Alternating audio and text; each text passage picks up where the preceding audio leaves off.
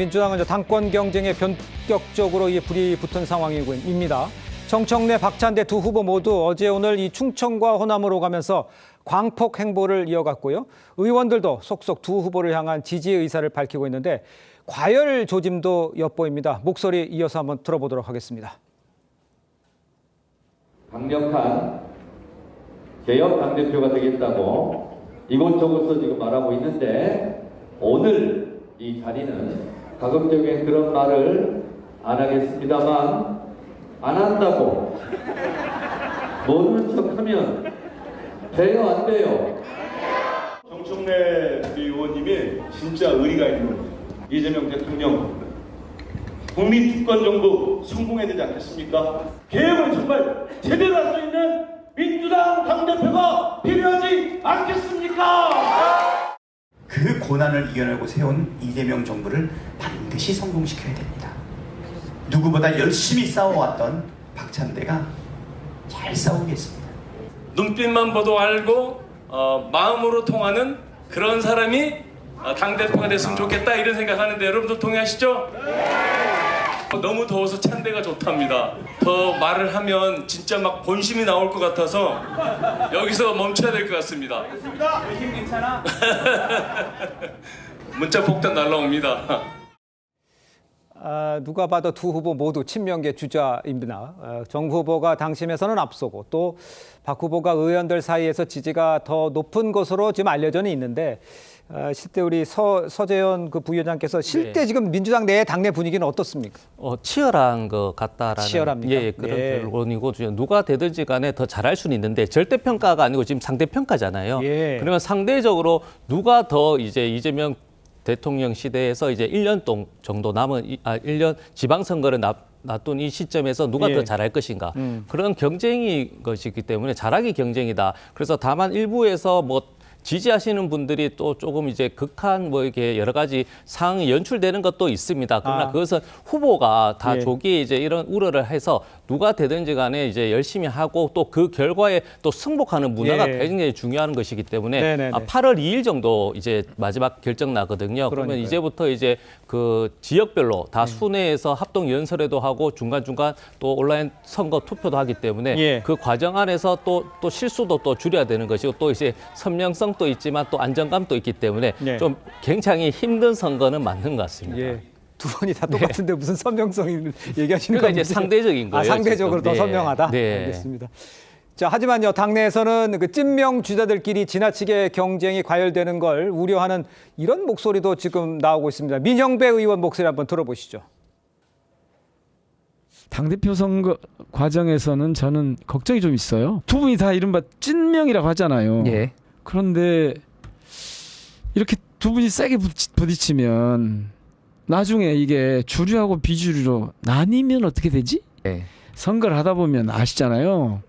물밑에서 되게 경쟁이 치열하게 되면 진짜 저 충돌 같은 게 있으면 안 되는데 이런 걱정이 있고 저게 왜 저렇게까지 갔을까? 저는 잘 이해를 못 하겠어요. 왜 조정이 안 됐을까? 누구 편을 이렇게 들고 나설 수가 없게 돼 있는 거예요. 내부에 적잖은 감정의 이 골 같은 게 생길 수 있고 그게 어떻게 표출될지 어떻게 알겠어요. 알겠습니다. 좀 걱정입니다. 저렇게 걱정할 정도로 지금 물밑에서는 엄청나게 치열하게 붙고 있는 상황인 것 같아 보이는데 글쎄, 걱정한 대로 그렇게 나눠지고 이렇게 할 수 있는 상황입니까? 지금? 저는 뭐 그렇게 우려할 정도의 상황은 아니라고 아니다. 보는데요.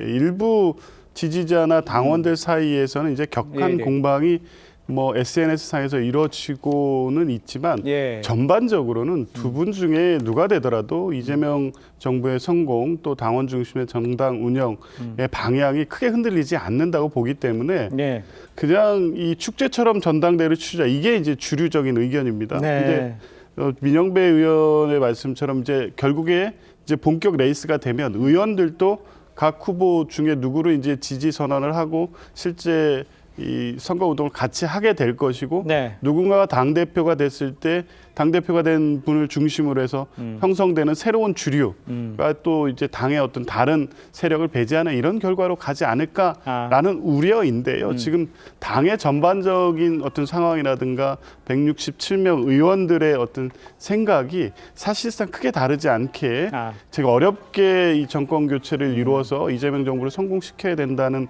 것에 큰 어떤 뭐 이 다른 이견이 없기 때문에 아마 전당대회가 끝나서 두 분 중에 한 분이 당대표가 되더라도 당은 또 하나가 돼서 이재명 정부의 성공을 위해서 같이 뛸 것이다. 저는 그렇게 봅니다. 알겠습니다. 일단 뭐 우려는 기후에 그칠 것이다. 뭐 이렇게 좀 진단해 주신 것 같은데 사실 그 지금 상황을 보면요. 정청래 후보는 후원회장의 정세현 전 장관, 또 박찬대 후보는 윤여준 전 장관 이 앞세우면서 경쟁은 더욱 치열해지고 있습니다. 이번 당대표가요. 임기는 1년에 불과하지만요. 차기 당대표 공천권을 쥐고 있습니다.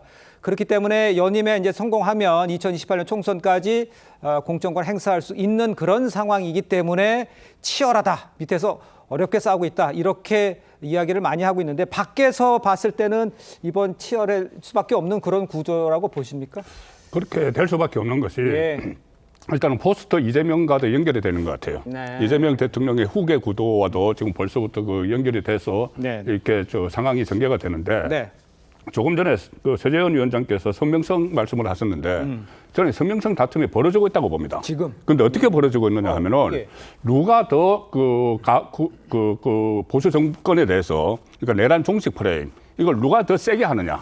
이쪽에 경쟁이 벌어지고 있어요. 저는 이게 상당히 어려운 부분이라고 보고 있는데 특히 박찬대 그 의원 같은 경우는 최근에 그 법안을 발의를 했죠. 내란 종식 특별법을 발의를 해서 그 법안에 많은 의원들이 같이 공동 발의를 했습니다. 그 법안 내용 보면은 특별재판부를 설치한다는 것도 있고, 그리고 뭐 사면으로 인해서 그러니까 이 탄핵된 그리고 내란 혐의로 뭐 유죄를 확정받으면 사면 복권이 안 된다는 것도 있고, 그리고 국민의힘 같은 경우에는 나중에 이 12월 3일 기준으로 정당 부조금을 다 물어내야 된다는 이런 것들도 있어요. 그런데 그런 것들이 결국 국민의힘 입장에서 보면은 이것은 국민의힘을 말살을 하기 위한 그런 것으로 비춰지는 겁니다.